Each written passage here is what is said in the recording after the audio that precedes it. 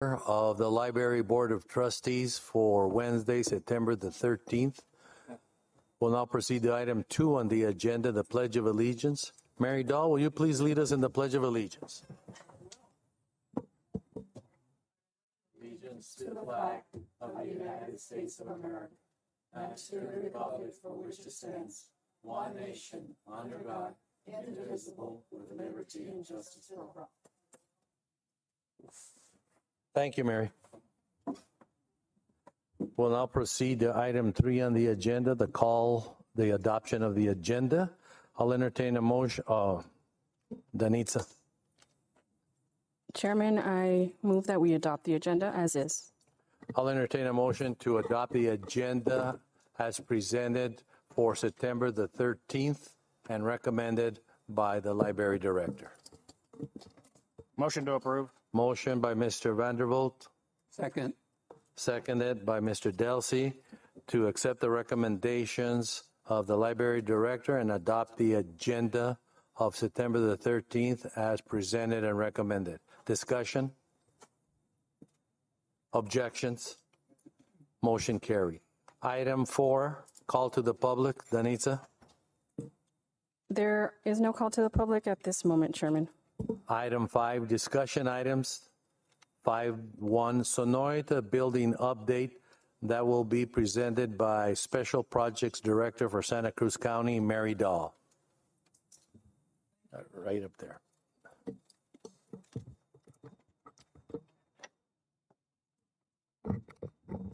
All right. Thank you all. I'm your Juan today. Juan is in. It has to turn green on the top here of your microphone. It was green. There you go. All right. Okay. Okay. Okay. Juan is over in California today. He will be back at the beginning of October. So I'm standing in for him. I've been helping Juan with the Sonoita project. I'm not sure what he last reported to you, but we bid the project. We got some bids and awarded to Marsh Development, Inc., which is a general contractor with offices in Tucson. The Board of Supervisors awarded the contract at their meeting a couple weeks ago, maybe 10 days ago. And we've had two actually pre-construction meetings with Marsh on site. The first one was attended by Danitza and Juanita. We're both there along with other library staff. And we start answering some of the questions as they move forward. And then yesterday we met again and more questions came up. You know how this is with renovations. It's not like starting fresh. You know, there are always surprises and new things to discover. We are poised to give them the notice to proceed effective the 25th. We had kind of hoped to give them the notice to proceed for next Monday, but again, some things came up and that they need to work through. We need to work through together. So September 25th, it's a 90-day contract period. So we're looking at Christmas Day, right? For completion or thereabouts, hoping that there aren't any additional holdups. You all know what the program is for the library. We're going to be taking down a lot of walls and expanding that space significantly.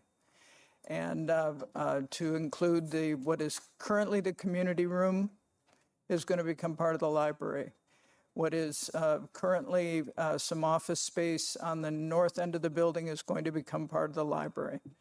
The restrooms will be where they are. We'll have additional totally ADA accessible restrooms available on the other side of the kitchen area. And the community room, such as it is now, which is the old courtroom, will be south of the WIOA training rooms that were developed during the pandemic. So that's where we are. I don't really have much else to report, except that we're doing it. We've got a contract, and we're going to start the clock very, very soon. So if I can answer any questions, I'd be glad to, except I've got nothing to say about CenturyLink. I've certainly got nothing good to say about CenturyLink. But that is, Juan continues to try to work with them to get them to come out and put in the equipment that they need and the changes that they need to make. I think that Supervisor Bracker is also trying to encourage them to give us the service that we've asked for. And there's no point in making promises where CenturyLink is concerned, so we just hope for the best. So, Okay. Still, thank you. Mr. Vanderbilt? Thank you. Well, I'd like to talk to CenturyLink, but it's really just a matter of me venting my frustrations with this situation. And I don't know, I mean, I know everybody's doing what they can do, but what else can we do? I mean, what other avenues, what other methods, what else can the county do to pressure this private enterprise to honor their commitment? I mean, do you have any ideas? What else? Does anybody in the county have any suggestions? well, not that I'm aware of. I think that Supervisor Bracker was going or has gone to the Corporation Commission. They are regulated by the Corporation Commission. So I think that's one regulatory body that we can go to. Has he done that officially? I don't know where that stands. And I'd be glad to talk to Supervisor Bracker and take back to him, whatever message you like. I mean, you all can talk to him yourselves as well. That he should take that step. I don't know whether there's a complaint page on the Corporation Commission website. Perhaps we, as individuals can do that. But I don't know what else.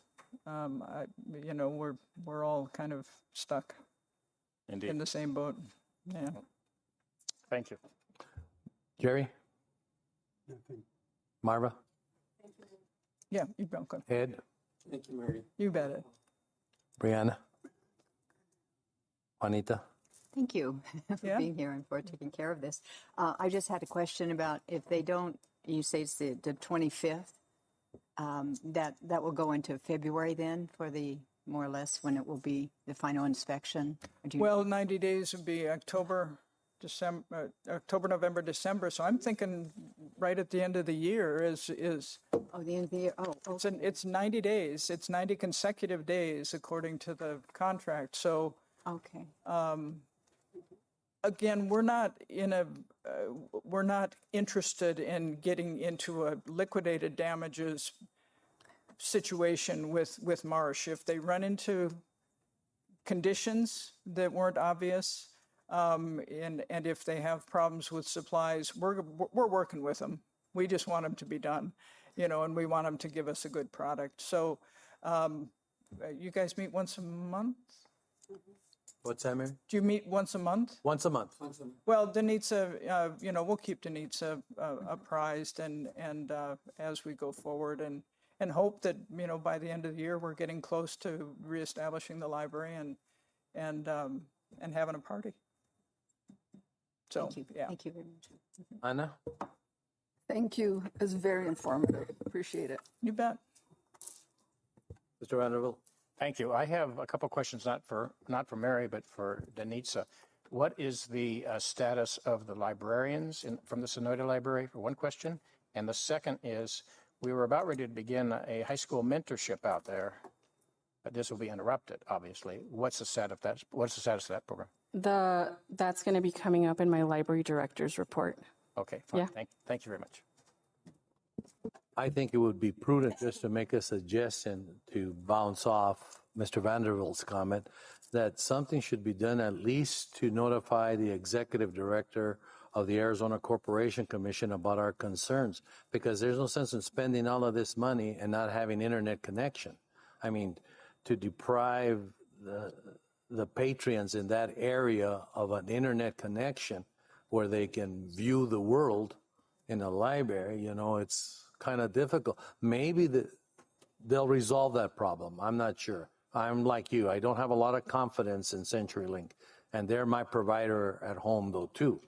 But I don't have a lot of confidence in them. I wish there was a more competitive field in that area beyond MediaCom and CenturyLink. But I would at least, at the minimum, send a letter to the executive director now expressing our concerns, and maybe the executive director without having to formally go to the ACC board, because then you're talking about a lot of paperwork and everything. Maybe the executive director can take care of that himself. I'll talk to Supervisor Bracker about that. Okay? And if you can just make sure in our next meeting, which is scheduled in October, if you could have Juan here, and if he can't make it, if you would be here, Mary. Yeah, I suspect Juan might, if it's the same time of the month. I don't know. I don't know his schedule, but someone will be here. Someone will be here. Yeah, our next meeting is October the 11th. Okay. Okay. So- He will be here then. So I'll tell him and make sure that he puts that on his calendar. Yeah, because for the next 90 days, it's crucial for us to know what's going on. You bet. Okay. Thank you very much. Yes. I'm sorry, I was at Little Red in 2000 to 2002. We had a problem like this, and we were able to, through state funding, get a dedicated T line, so we didn't have to go through CenturyLink. any other agency, and it solved our problem. Yeah. Okay. You know, the other thing, of course, WIOA really can't move over there and move their programs over there and expand their programs over there until we get this this Wi-Fi issue resolved, and they have a significant expense that you know, money that they've spent on upgrading those rooms and providing the computers. That's all WIOA money. So they too can maybe lend some of their support to an objection, or at least you know, pointing out that this is an issue with CenturyLink. Well, at least at the minimum, so we don't antagonize, but a letter of concern. We reached this, we spent a lot of money. Matter of fact, if I'm not mistaken, if my memory serves me well, Mary, CenturyLink put in a bid, a proposal to put in the internet there. Then they themselves came back and says, no, we made a mistake. This is the new bid, and it was dramatically escalated. And so they made a mistake. And how they could make a mistake when they send out their adjusters to quote it and everything is beyond me. It speaks volumes about their ability to run their own business. I feel everyone's pain. Yeah. Everyone's pain. Thank you very much for taking the time, Erdal. We're very grateful for your presentation. Thank you. We'll move on to item 2 on the agenda, security issues, centennial event. Lieutenant Bermudez. Thank you, Ms. Mary. Good morning. Good morning, board members. Security issues, nothing out of the ordinary to report. There has been the same as always, people hanging around the library, officers going over there, checking on them and making sure they're okay. Just vehicles parked there, people hanging out at the library at other odd hours. So when it's after 10, officers go over there, make sure they're on their way, make sure everything's okay. We are set for the event coming up, so we will have 2 officers there present. So one dealing with traffic control and the other dealing with any issues inside, but same as last year. Okay, well, the only thing is, Mr. Lieutenant Bermudez, is that the back part where the parking area is going to be, just to make sure that somebody's there monitoring that, because there'll probably be more vehicles at this event than there were at the last event. Just to make sure the vehicles are safe and we don't get concerns that somebody was robbed or something. Yeah. Yes, and we'll make sure both officers will be aware of that concern, And if there is any need to have more security, we will have patrol officers available, so they could go in and do security checks in the parking lots as well. Okay. Jerry? Nothing. Marva? Ed? No problem. Rihanna? Juanita? Thank you. Anna? Thank you, and I just really appreciate the community policing that is done in all downtown. And, you know, something that so many communities throughout the United States have tried to develop since the 90s. And I really appreciate that we have it here. Thank you. You're welcome. Mr. Vandervold? Nothing. Thank you, sir. Lieutenant, did you ever have a resolution to the break-in from the roof? Yes, I believe that person, there was not enough to charge that person that we believe was the one that went inside. So we're still waiting DNA results, anything else that we could get from the evidence gathered. But as far as we know, the person that we suspect, there wasn't enough to charge that person. So right now it's still pending. Okay. Okay, Lieutenant Bermudez, thank you very much, and we look forward to listening to your report at our meeting on October the 11th. Okay. Thank you very much. Thank you. Well, item 3, under discussion items, presentation, autism in libraries. Denise? Good morning. On Monday, September 11th, do you want me to go up Yeah, there? why don't you Okay. go?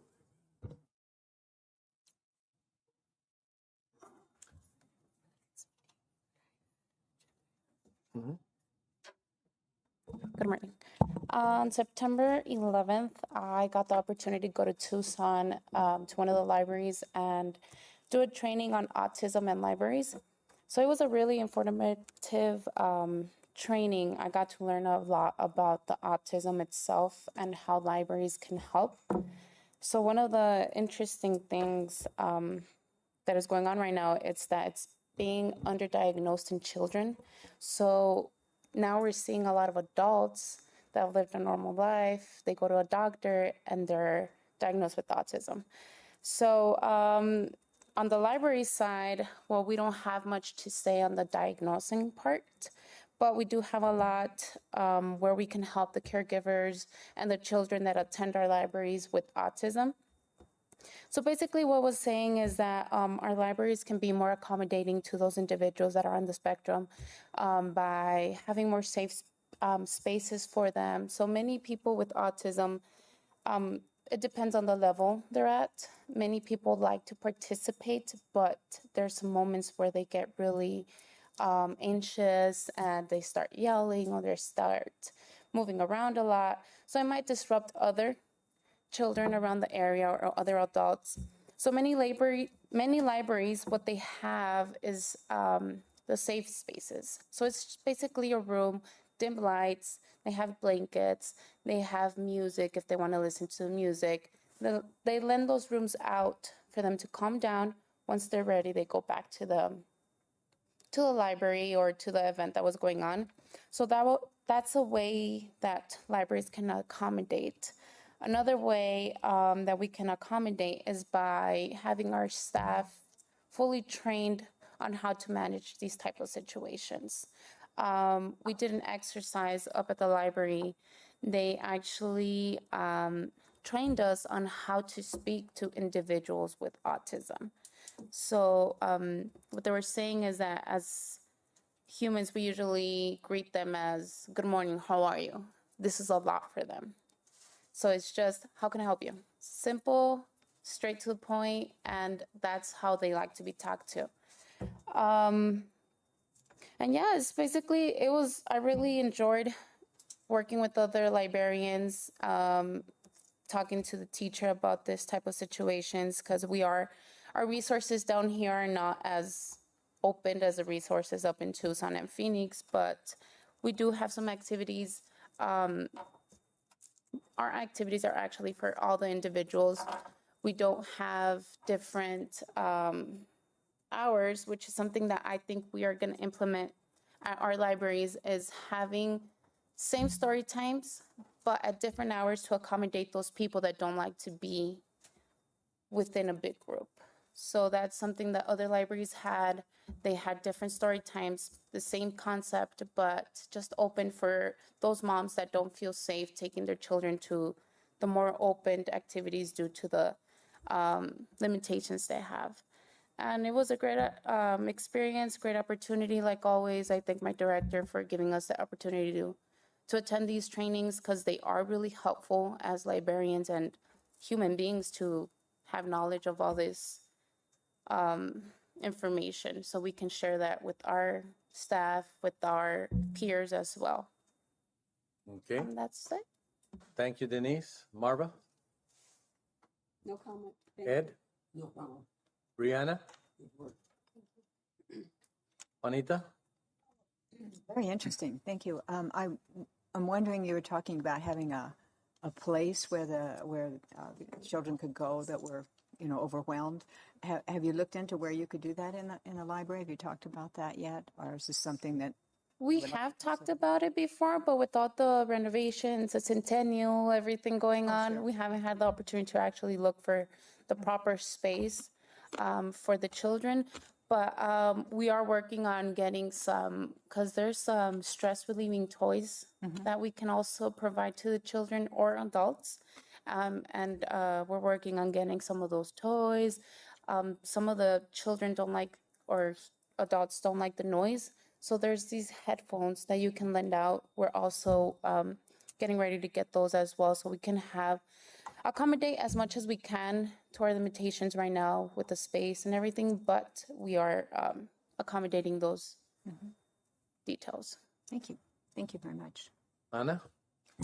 Thank you for your report. I know that I've worked with children and adults with autism, and sometimes they give you the message about their anxiety by covering their ears or by walking on their tiptoes.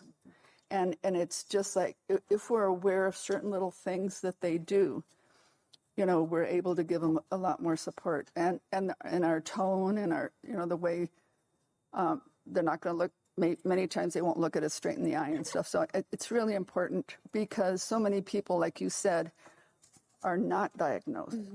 And so, but Terry Sprigg, through the County School Superintendent's Office, has a program. It's called Promoting Healthy Students Initiative.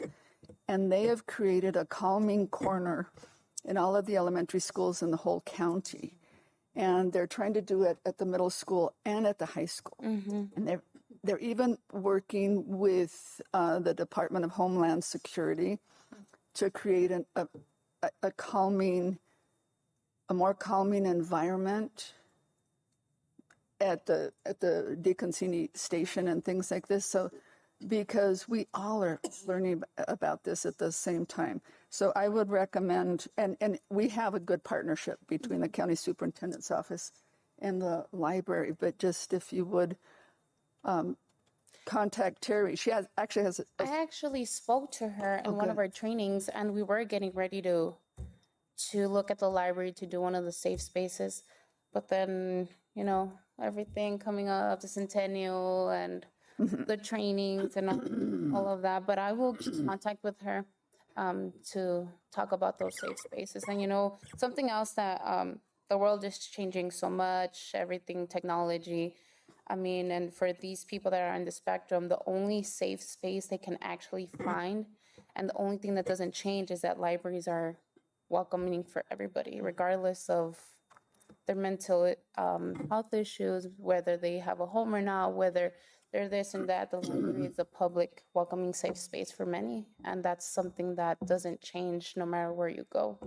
That's true. And when Terry has on the third floor of on the top floor of the county building, she actually does have a calming corner. And sometimes we have kids there for whatever reason. But some of us, we've been through some stressful situations, and we'll just go sit in her calming corner for 5 minutes as adults. And then we're able to just regenerate and move on with our day. So calming corner in most businesses would be important, I Yes. think. Brian?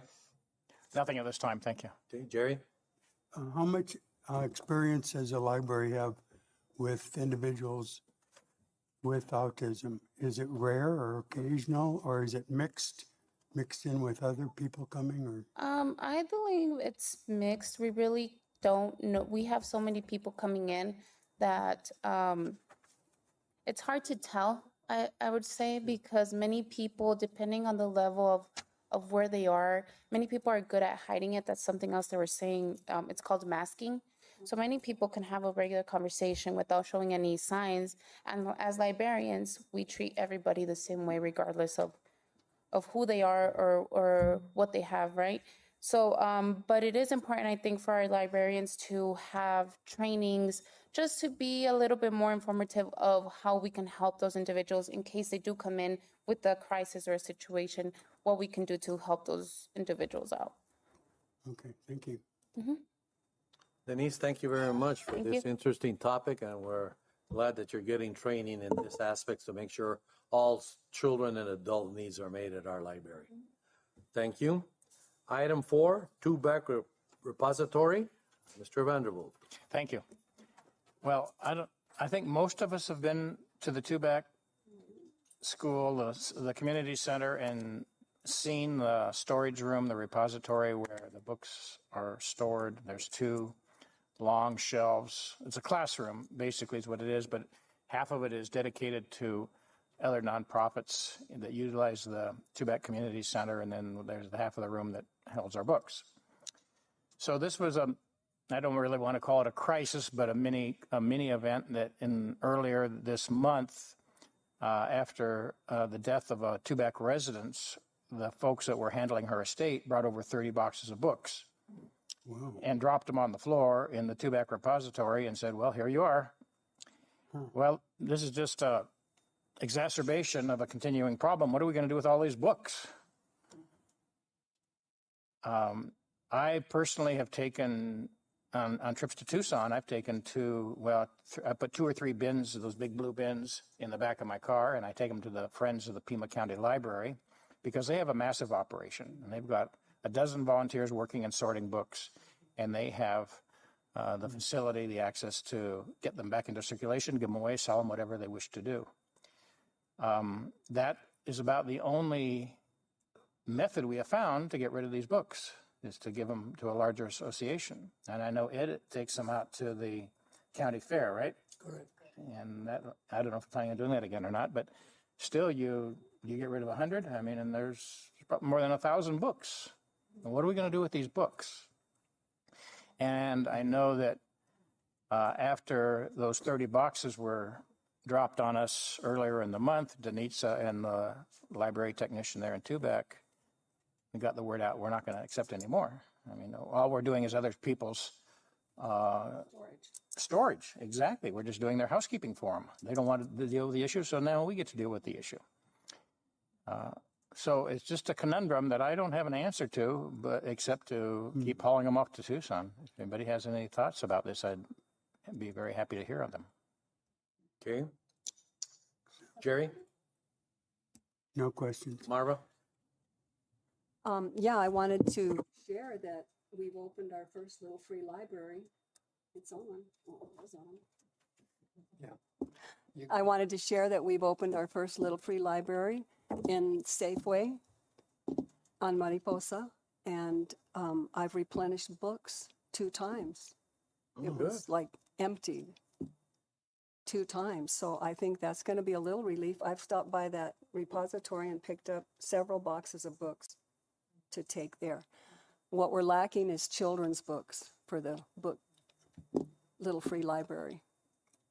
And it's very attractive. Anthony Sedgwick built it for us, and that's the first one that we put in place. He's in the process of building more if we can find places for them. We're working on Garrett's to see if they will let us, so if anybody has a connection there. But Safeway was very accommodating. We thought we were going to be putting it outside under the porch, and they put it inside. And it looks very nice, kind of cutesy. Well, you can, Marva, the only suggestion that I have is that talking to Nico Panosopoulos, who's helped the library, because he's the property owner there, and he'll, find a strategic place for you to put one of those. Anthony's going to be talking to him. Anthony Sedgwick. He's the one that got the volunteer. He and his brother are building them. And I think we've got several more, but we haven't decided on locations yet. So if anybody has suggestions on that, where there's a lot of traffic, is where you would want to put them. Yeah, go ahead. I just want to add that Evan Corey from La Linea went into the repository and he took some art books and he's been able to get a little art book collection going at La Linea. So he's very grateful for that. Just wanted to add that. Okay. Ed? Marva just took my report. I went ahead this morning to just check the site for this box there at Safeway. And inside, I contributed 3 books and took out 2. So part of the idea is to give books and to take books to patrons. But the original idea really came from Mary Darlin Sr., where she sold friends on the concept of street level library boxes that neighbors can come by, pick books, but also leave books so that we can have a collection of books to work from. So that in itself has been encouraging. And I was very happy this morning to confirm that that is there. It's inside the store, which is adding a little bit more support to the idea as far as patron connections with the little boxes. And we'll see how it works out. But there was a good collection of books there this morning. And thanks to Marva, we've had a collection added to that. Okay. So Good. thank you, Marva. Thank you. Brianna? Juanita? Yes, of the 1,000 books, I wonder if it would be possible to maybe go through them. The friends or the board members could go through and select those that are of a quality that we might be able to give away, put in donations, etc.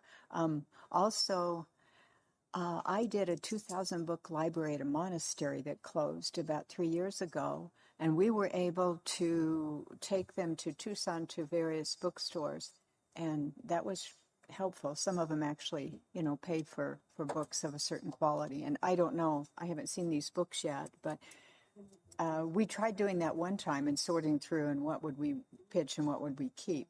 1,000 books, a lot of books for someone to donate instead of 5 or 10 books or 1 book. And I'm glad that the message has gotten out that we're not, repository of people's unwanted books.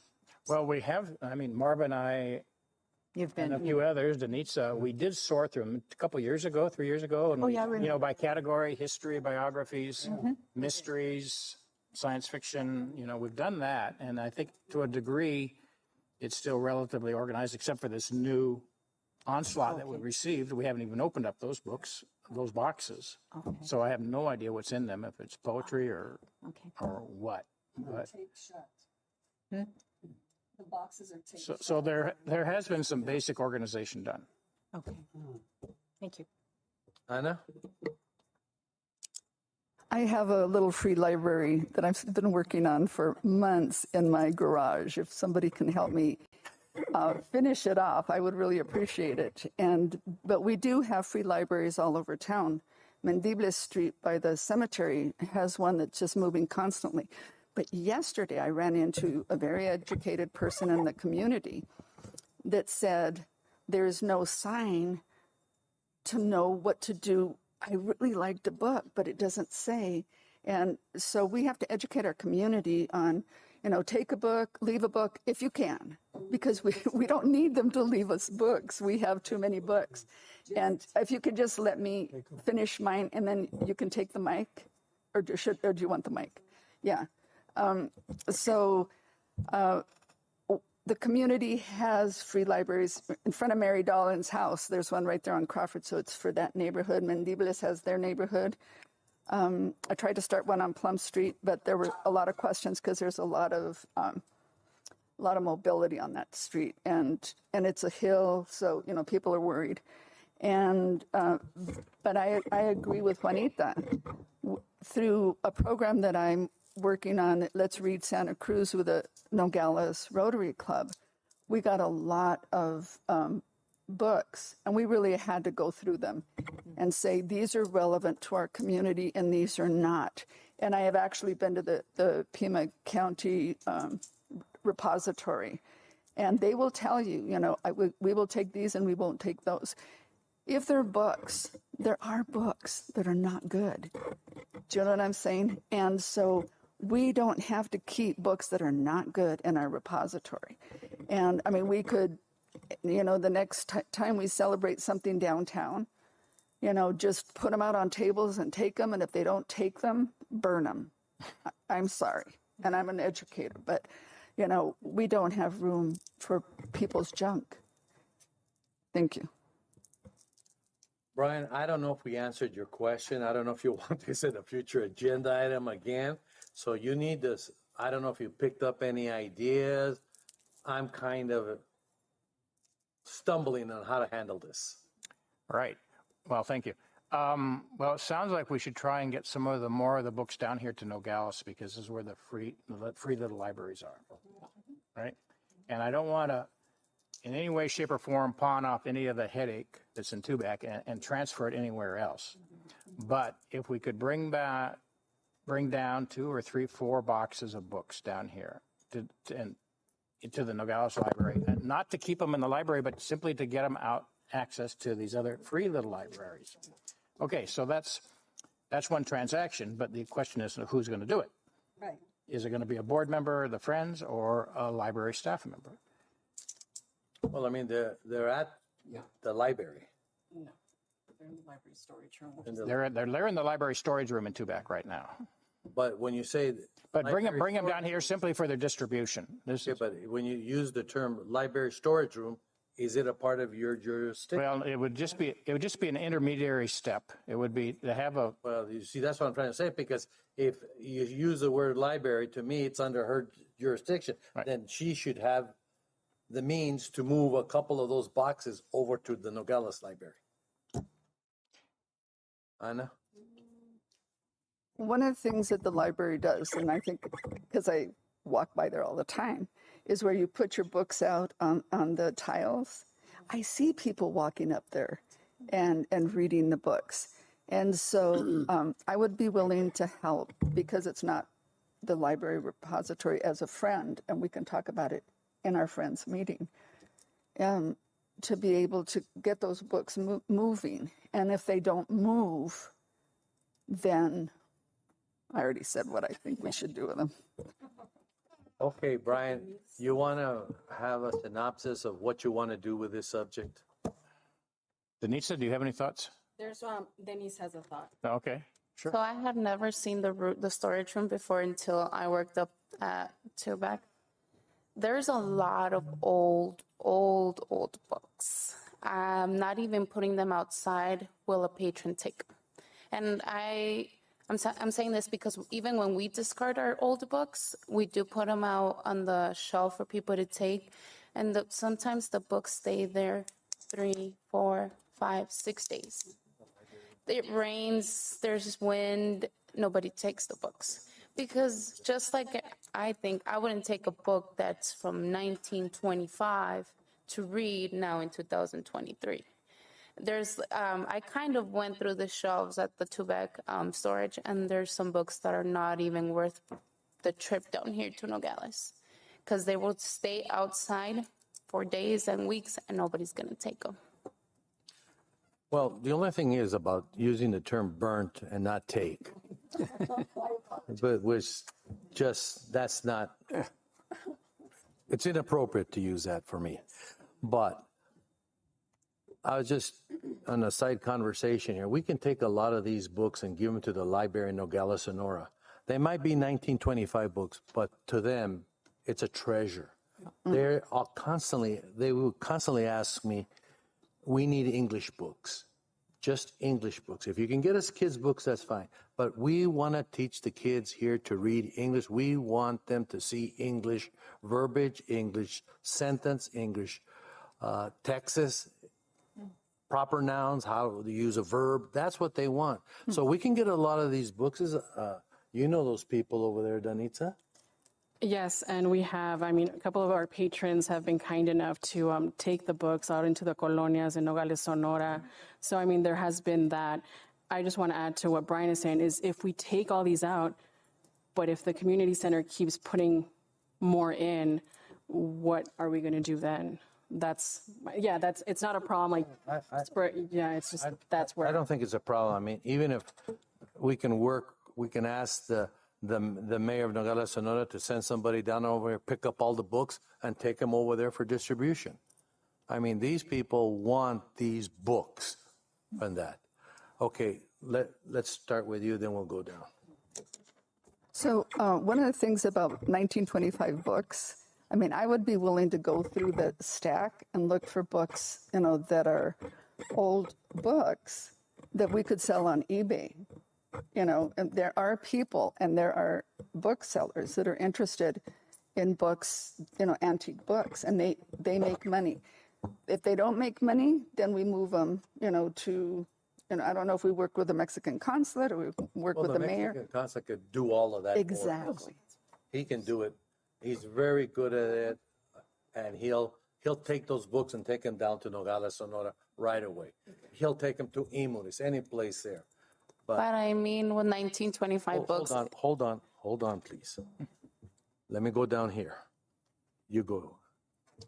No, I was going to suggest that the Mexican Council could be a good source to coordinate, and it's just a matter of messaging, coordination in picking up and selecting books, and working with the council for any of those. I was even going to suggest it might, as we get the additional community-based libraries at the border.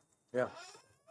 For location, it's just a matter of getting coordination, authorization to be able to do that, and then supply the books. Well, I think we're coming up with ideas. Marva, you had your hand up. I was just going to mention that most of the books in the two-back storage are adult books. There's not any children's books anymore. We've used them all. Okay. And But for kids to learn grammar and stuff like you had suggested, I don't think it would be in Mexico would be useful for that. But Well, they'll find, even if they get it to the middle school kids, their secundaria students, or their prepa students, those books But are they're adult valuable books. for them. I mean, I'll go pick them up in my truck and leave them there at the consul's office, and he'll take it from there. Jerry, did you and there's have- one other thing I Myra? wanted to Go, mention. Myra. With the little free libraries, the more we put up, the problem with that is keeping them stocked. Right. I've got boxes of books in my car right now, so when I go by Safeway, I can restock it when it's empty. But I'm not willing to do that to 3 or 4 little libraries. Oh, no, I understand. So we need to think about that also. We can use a lot of those books, and they can be distributed that way. Good point. Jerry. I think the Mexican consulate is a great idea. I mean, I've been frustrated in the past because we would have book sales at Garrett's or other places, for 25 cents or $1. And then we'd have all these old books because we spent a fair amount of time going into the warehouse and trying to cull them and separate them and so forth. And many of them, I'd be there at the end of the day and we'd have all these books that are unattractive, 30, 40 years old about engineering. And I would discreetly just deposit them in the trash barrel so we wouldn't have to take them back.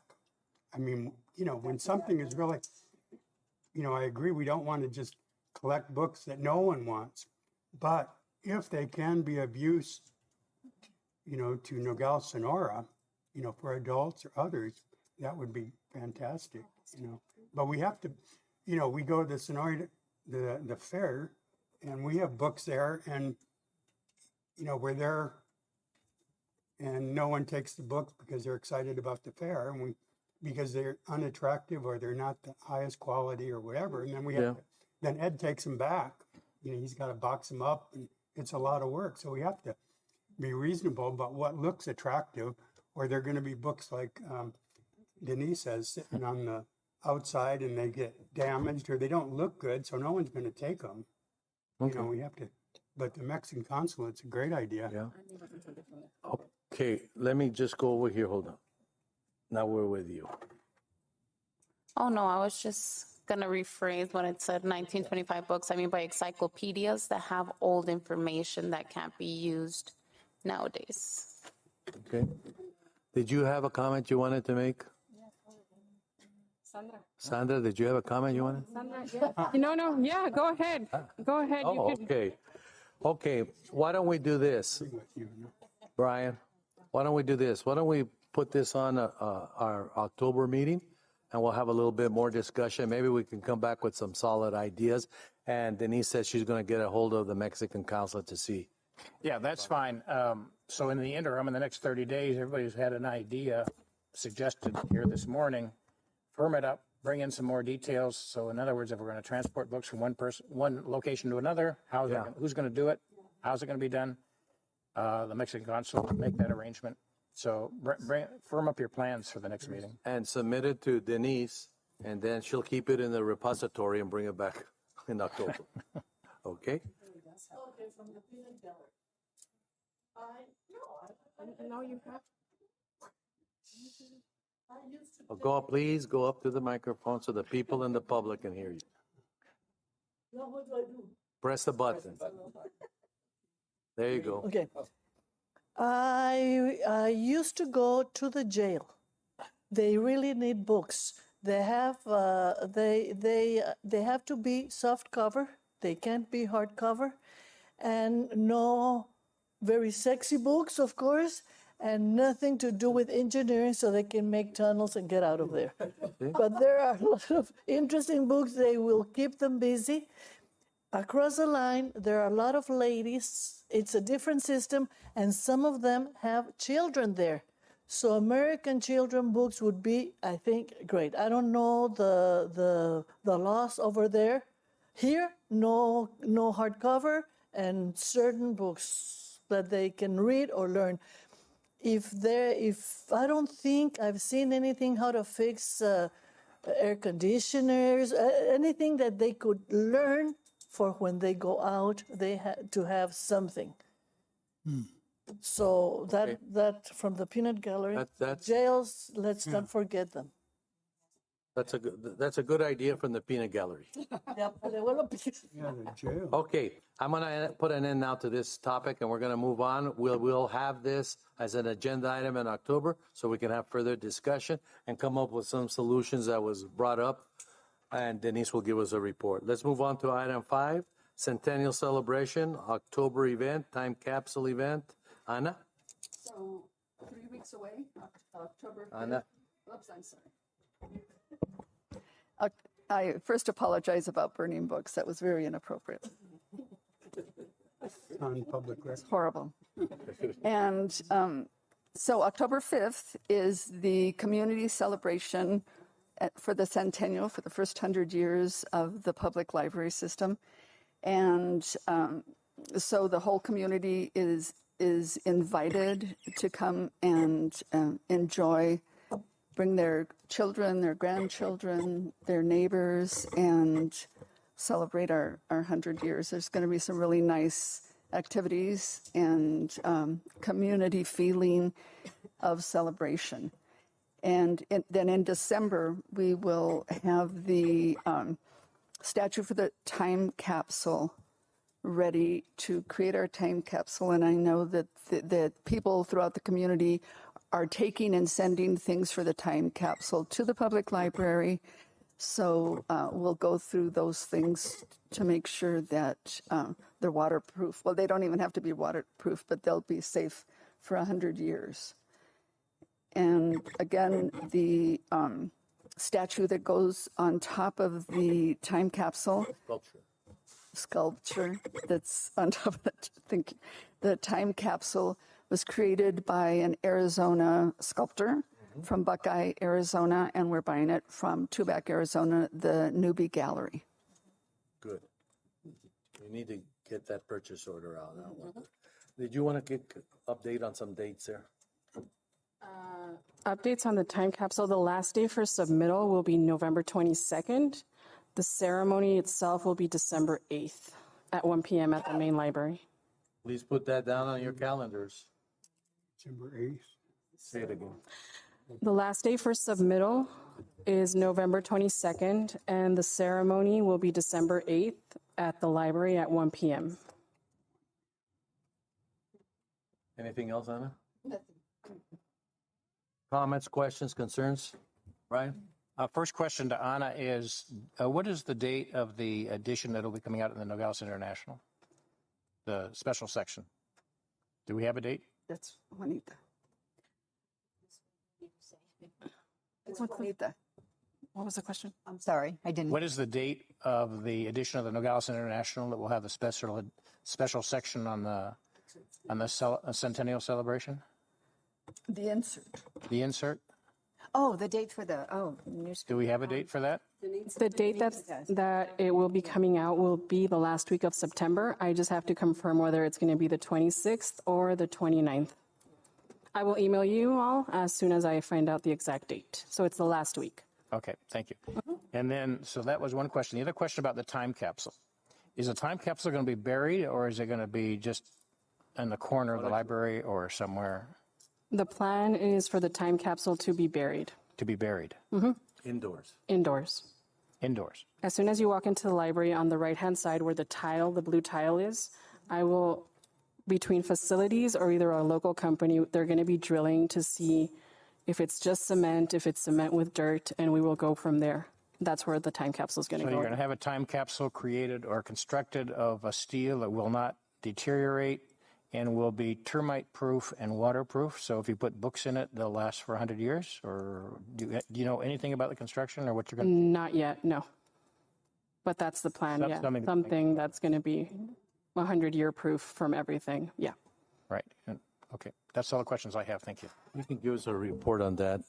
Maybe when you talk to that construction company, they can come up with something. Okay. Or your public works. Okay, we're going to move on now.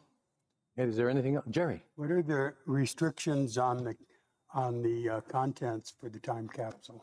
The limitation on size, or what are the objects? I think if I recall right from the Centennial Committee, refresh my memory, is that the Centennial Committee is going to screen everything, and then they will make the final judgment of what's going to go into the time capsule.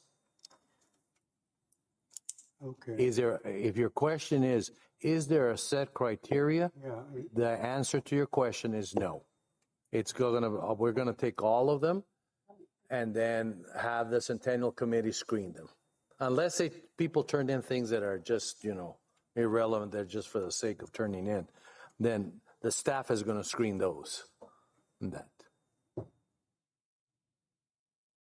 But if you want to get involved, just go to the meeting of the Centennial Committee.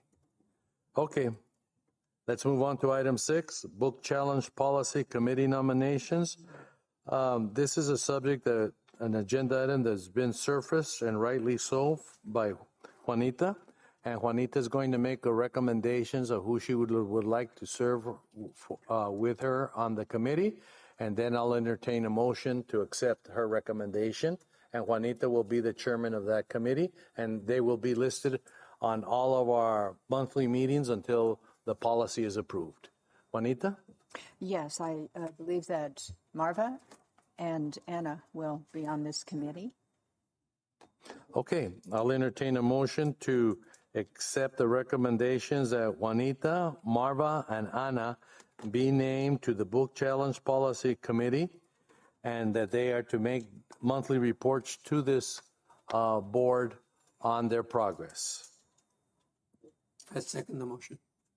Motion by Mr. Delsey, second by Marva, to go ahead and accept the nominations of Marva, Ana, and Juanita to serve on the Book Challenge Policy Committee, with giving the board monthly updates on their progress. Discussion? Objections? Motion carried. Move on to item 7, Library Friends Update. Ed?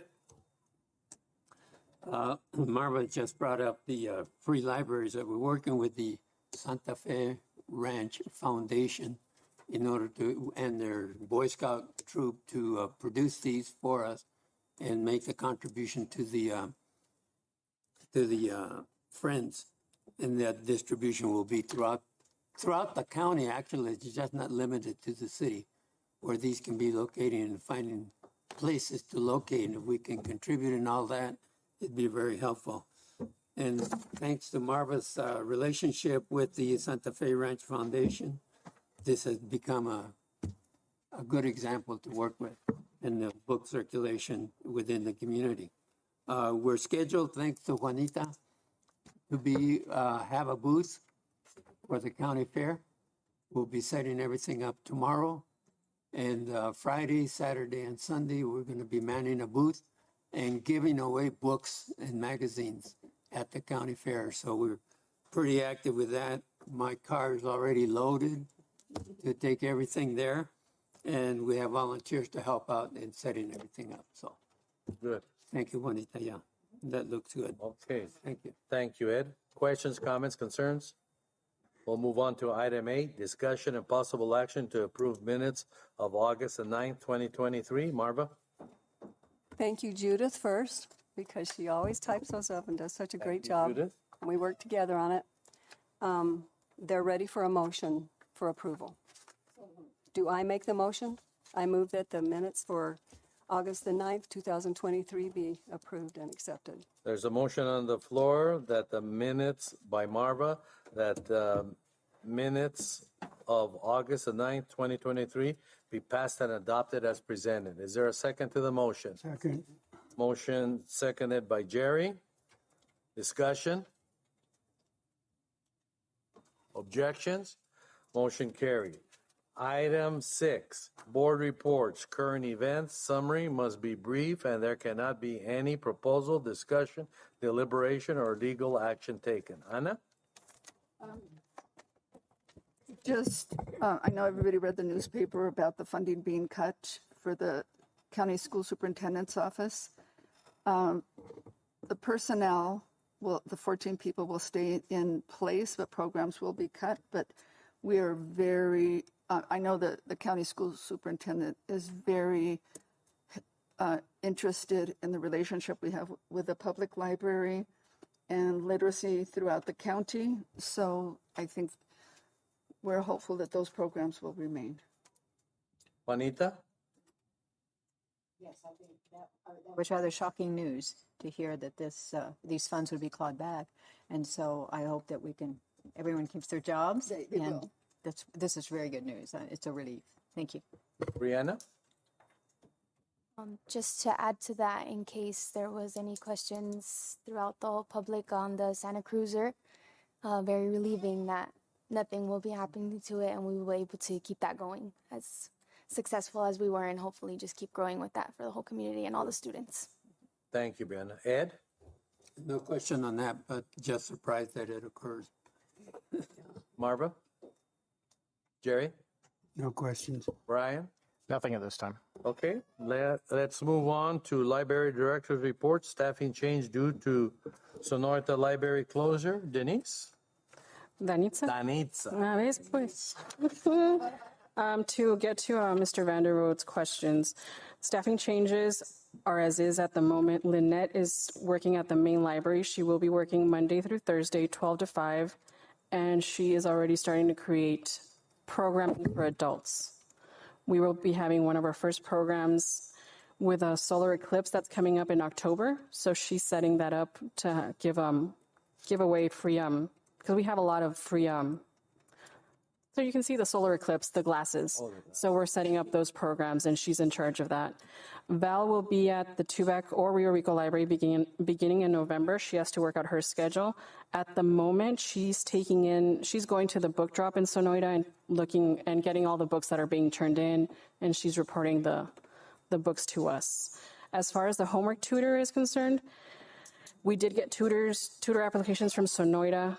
Unfortunately, we are not able to accommodate them at the moment. That position will be reposted once the library reopens. The applicants were asked if they wanted to work in Nogales or as a Nogales or Rio Rico tutor, it was too far of a drive.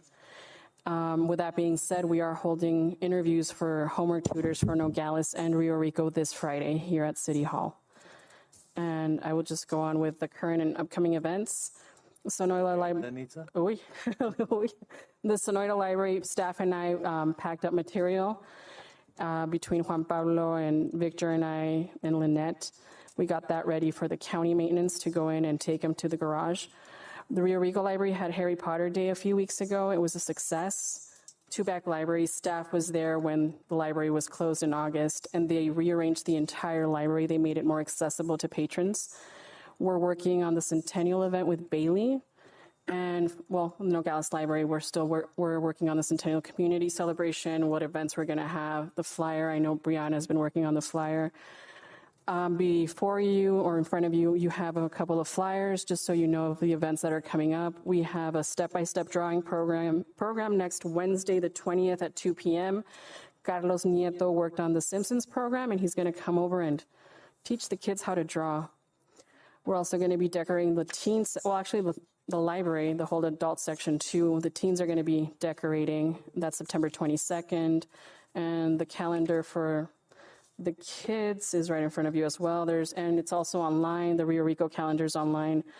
And Tubac's going to be holding a couple of activities on a Saturday. I'll get back to you on those. And let me check. I think that's it. Questions, No. comments, concerns? Anybody have questions, comments, concerns? Okay, we're going to move on now to item 8, future agenda items. Juanita? Oh, hold on a minute, wait, yes? Yes, sir? Oh. Future agenda items, Juanita? Put on the book challenge. Yes, that's automatically will be there. It's in there. And we're also going to be talking about the book. Repository, Yeah, yes. so. That's under Brian, yes. Brianna? Ed? We'll just report on the events from the county fair to see the level of success that we work with it. Okay, thank you. Marva? Nothing else? Jerry? Nothing. Brian? Nothing. Anna? Nothing. Okay. Go ahead. I will be asking Hope Inc. to come and do a presentation. They just put up an opioid rescue kit on one side of the library building. So I will be asking if they can come and let you know what their efforts have been to clean up the library park. Okay, I didn't understand her. go ahead. Hope Inc. It's a local organization. I will be asking them to do a presentation. Okay. Our next meeting date is scheduled for 10:30 on Wednesday, October the 11th. I'll entertain a motion to adjourn this meeting at 11:33. So moved. Who made the original? Motion by Ana, seconded by Juanita, that this meeting be adjourned at 11:33.